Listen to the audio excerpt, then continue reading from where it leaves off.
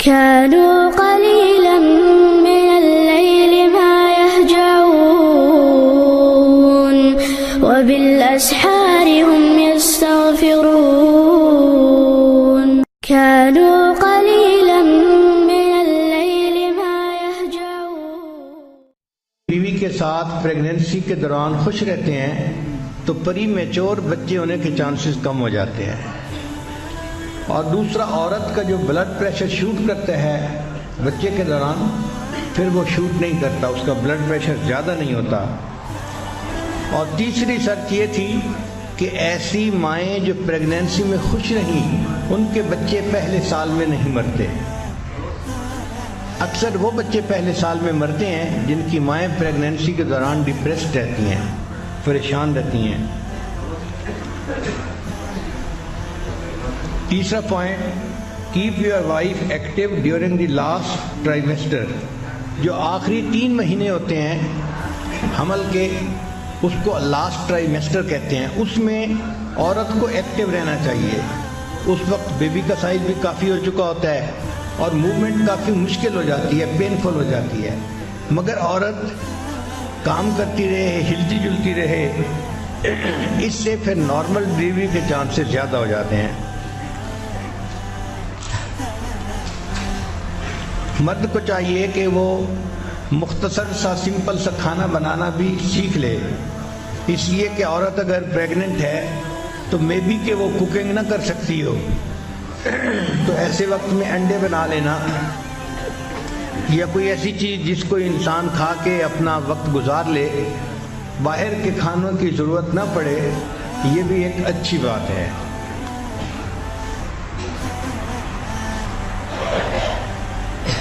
یہ بھی خاوند کی ذمہ داری ہے کہ جب عورت پریگننٹ ہو تو اس کے لیے اور ہونے والے بچے کے لیے اللہ سے دعا مانگے۔ چنانچہ انبیاء کرام نے اپنے ہونے والے بچوں کے لیے دعائیں مانگی جو قرآن مجید میں منقول ہیں۔ آج کل چونکہ الٹرا ساؤنڈ کافی ایڈوانس ہو چکا ہے اور کافی پہلے جنڈر کا پتہ چل جاتا ہے، تو اگر پتہ چل جائے کہ بیبی گرل ہے یا بیبی بوائے ہے تو اس کے حساب سے جو چیزیں ہوتی ہیں وہ بھی خرید لینی ایک اچھی چیز ہے۔ یہ وہ کام ہیں کہ جو بیبی کے برتھ سے پہلے کرنے پڑتے ہیں۔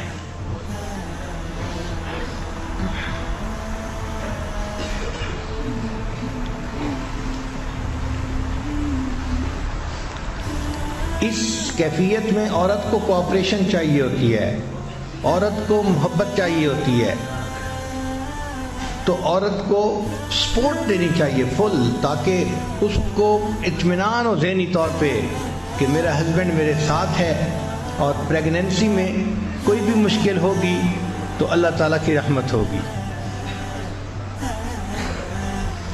درد دل کی جو تکالیف ہیں بہت زیادہ سوئر ہوتی ہیں، بہت سوئر ہوتی ہیں۔ اس وقت عورت کی یہ کیفیت ہوتی ہے کہ اس کو فیل ہوتا ہے کہ شاید میری جان ہی نکل جائے گی، وہ درد برداشت کرنا اس کے لیے مشکل ہو جاتا ہے۔ تو ایسے وقت میں خامند کا اس کو تسلی دینا، اچھے بول بولنا، یہ اس کے لیے سکون کا باعث بنتا ہے۔ قرآن مجید میں بی بی مریم کے بچے کی ولادت کا واقعہ ہے، تو ان کو جب درد ذیل ہو رہی تھی تو ان کی ڈپریشن کی یہ کیفیت تھی کہ وہ کہنے لگیں یا لیتنی مت قبل ھذا وکنت نسیا منسیا، اے کاش کہ میں اس سے پہلے مر جاتی اور کوئی بھولی بسری چیز ہوتی، میرا وجود ہی ختم ہو چکا ہوتا۔ اب اس ڈپریشن میں سے بندہ کیسے باہر نکلے، یہ ایک عجیب بات تھی۔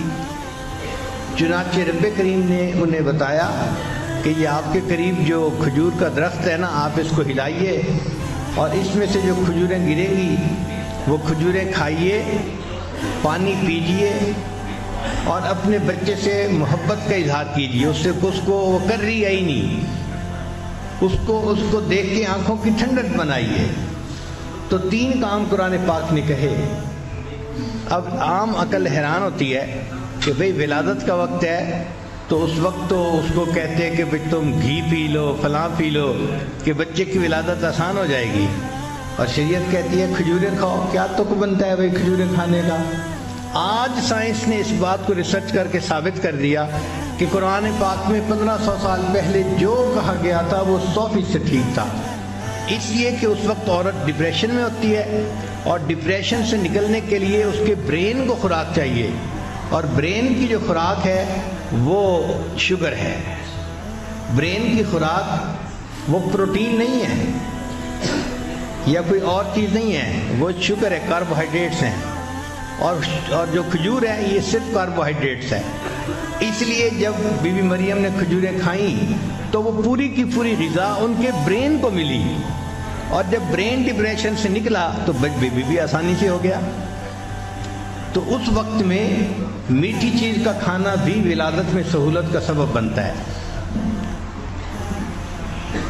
ایک صحابی نے اپنی والدہ کو گرمی کے موسم میں اپنے کندھے پہ اٹھا کے اس طرح حج کا طواف کروایا کہ ان کے اپنے پاؤں کے نیچے جوتی بھی نہیں تھی. تو نیچے سخت گرم پتھر تھے، پاؤں جل رہے تھے اور پاؤں میں چھالے بن گئے تھے. پھر وہ نبی علیہ السلام کی خدمت میں حاضر ہوئے. اے اللہ کے حبیب صلی اللہ علیہ وسلم، میں نے اپنی والدہ کو اپنی کمر پہ اٹھا کے اس طرح حج کروایا ہے کہ میرے پاؤں میں جوتی بھی نہیں تھی، سخت گرمی میں تکلیف اٹھا کے میرے پاؤں میں چھالے بن گئے، میں چلنے کے قابل نہیں رہا. اے اللہ کے حبیب صلی اللہ علیہ وسلم، کیا میں نے اپنی والدہ کا حق ادا کر دیا ہے؟ تو نبی علیہ السلام نے جواب میں فرمایا کہ جب تمہاری ولادت کا وقت تھا اس وقت تمہاری والدہ کو جو دردیں اٹھ رہی تھیں، ہو سکتا ہے کسی ایک درد کا بدلہ تم نے ادا کر دیا ہو. اور والدہ کے اوپر تو اس وقت کیا کیفیت ہوتی ہے یہ ماں ہی جانتی ہے. بچے کی ولادت کے وقت اس کے بس میں نہیں ہوتا، اسی لیے جو ہے اس کو اس وقت سمپتھی کی ضرورت ہوتی ہے.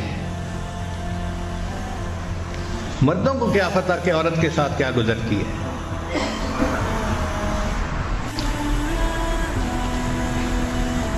تو ایسے وقت میں غصہ کرنا اور چھوٹی سی بات پہ بگڑ جانا یہ بیوقوفی کی علامت ہے.